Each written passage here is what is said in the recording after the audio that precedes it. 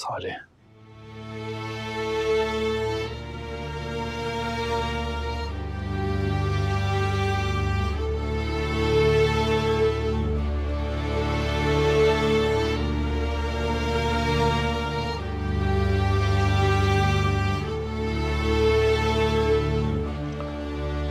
Bizi nerelere soktun Salih?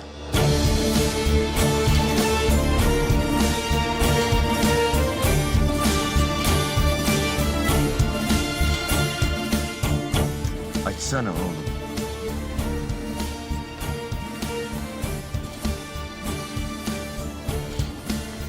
Ne yapalım oğlum?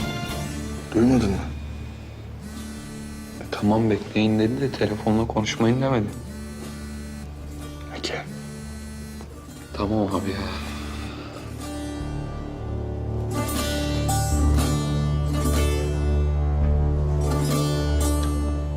Gelecektin.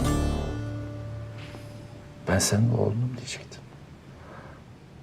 Hepsi bu. Sen ne yaptın? Ne hallere koydun bizi? Beni ne hallere koydun?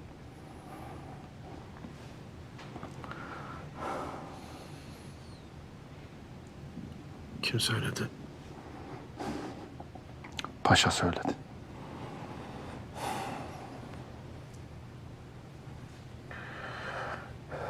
Ne olduysa, ne yaşadıysa Bartolu Saadettin olmuş dedi.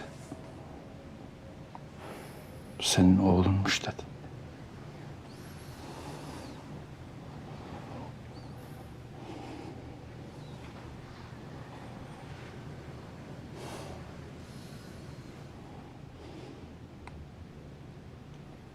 Oğlumu neden öldürdün lan? Ne yaptı benim oğlum sana? Ha?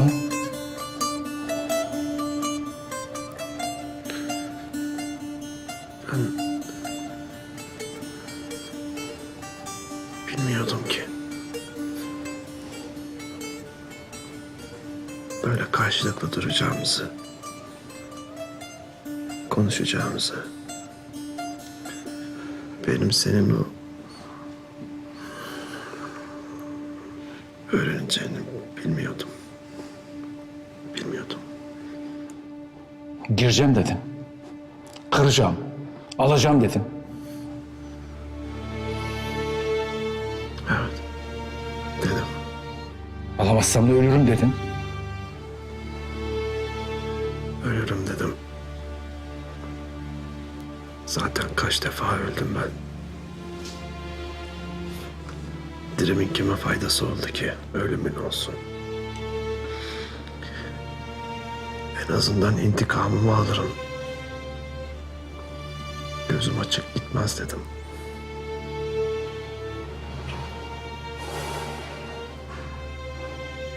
Hastanedeyken adam da göndermişsin bana.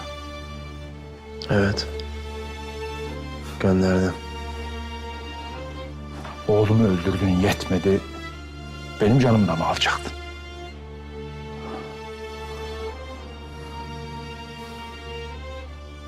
Neyin öfkesi lan bu? Ben sana ne yaptım?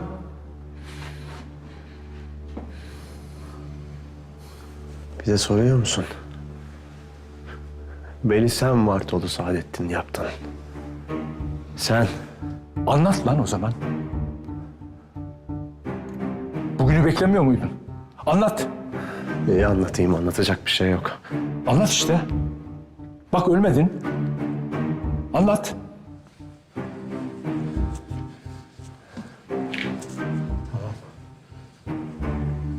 Peki. Anlatayım. Beni dedemin yanına gönderdiler. Dedem beni çok severdi. Ama bir bilsen ne sevmek. Sabah ayrı, akşam ayrı severdi. Evi temizlettirirdi, kahve yaptırırdı. Bir yerde bir toz mu gördü? Hop. Sevgi. Kahveyi döktün sevgi. 8 yaşındayım lan daha. Dede dedim. Beni bu kadar sevme. Çocuğum ben daha. Öleceğim bir gün. Yere battaniye attıydı. Geceleri orada yatardım ben. Bir gece dayanamadım. Allah'a dua ettim. Allah'ım dedim. Ya benim canımı al ya da dedemin. Bitsin artık bu çile. Nereden bilebilirdim ki? Çocukların dualarının kabul olduğunu nereden bilebilirdim? O geceden sonra bir daha öyle dua edemedim ben. Ben zannediyordum ki dedem ölünce her şey bitecek. Meğer her şey yeni başlıyormuş.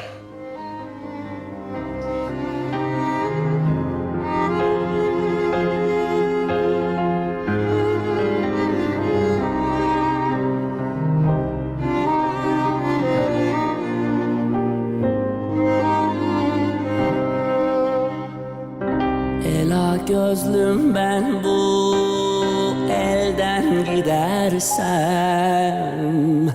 ela gözlüm ben bu elden gidersem, zülfü perişanım kal melul melul, kal melul melul, keremet aklından.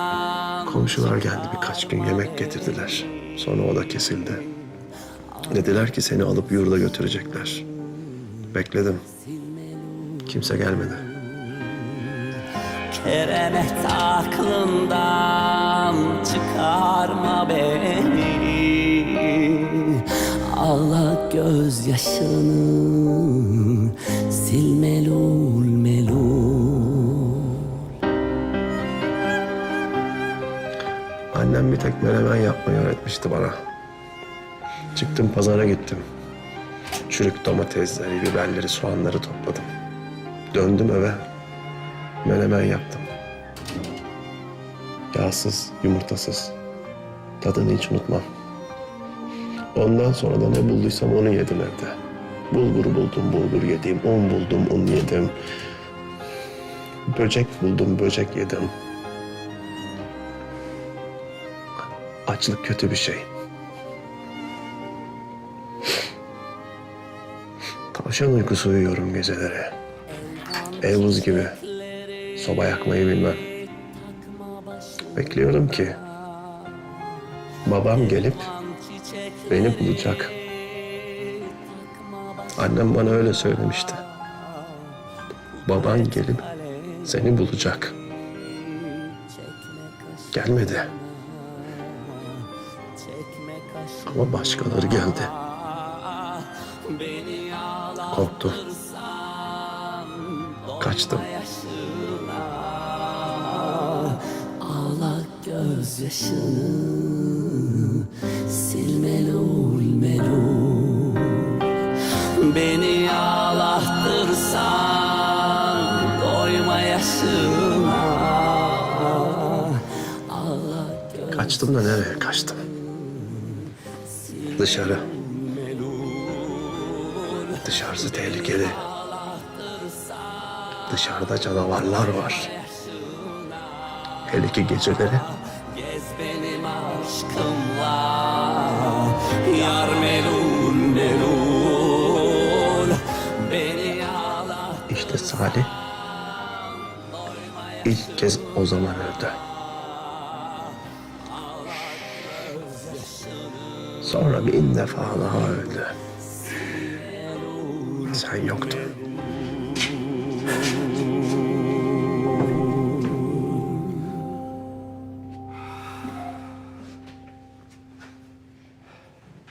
Kaçtım ilçeden. İnsanlardan kaçtım. Hayvanların acıması varmış be bu.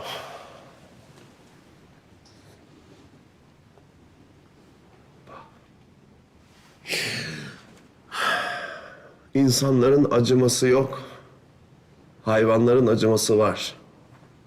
Ben biliyorum. Gördüm.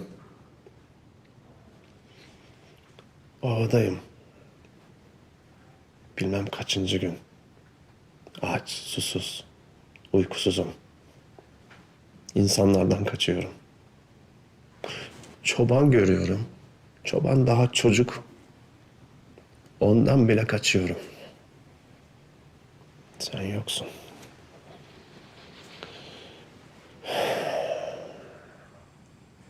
Bir mağaraya sığındım. Mağara karanlık. Buz gibi.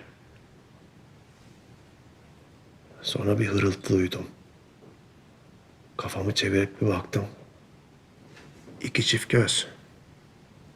Bana bakıyor. Bir köpek. Dişi. Vahşi. Şöyle bir baktım. Memeleri sarkmış. Süt dolu. Ağladım o an. Dedim ki, ben de bir ananın yavrusuyum. Kıyma. Rezil rüsva eyleme beni burada.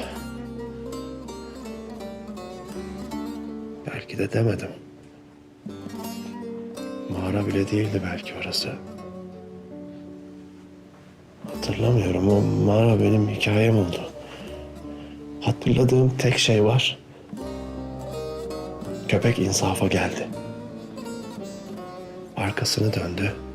Bir baktım böyle arkasında bir sürü ufacık göz. Yavruları sütten kesilecekler. Geçti gitti yanlarından. Az biraz sonra geri geldi. Ağzında bir keklik. Yarısını yemiş. Kanatları kurumuş kan. Getirdi önüme koydu. Yedim. Kemiklerine kadar yedim. Sen yoktun.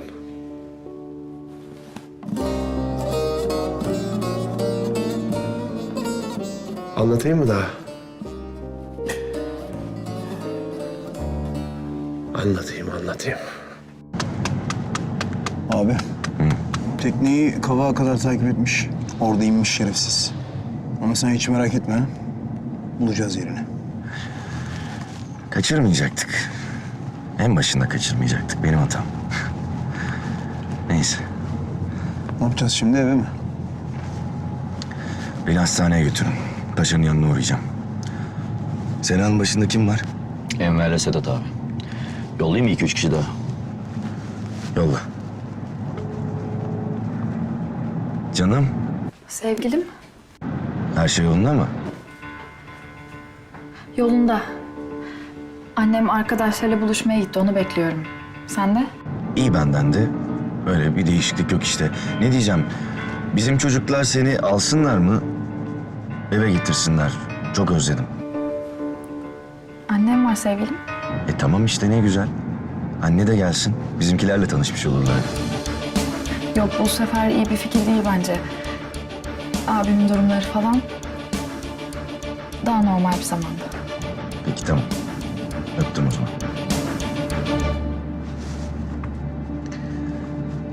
Daha normal bir zamanımız olacak mı acaba? Metin 4 kişi daha yolla. Sokağın iki başına park etsinler. Sena'ya görünmeden. Korkutmayalım boşuna. Çocuklar büyük bir şeyler alsınlar yanlarına. Sabaha kadar kimse gözünü kırpmayacak. Ben de abi tamamdır, merak etme.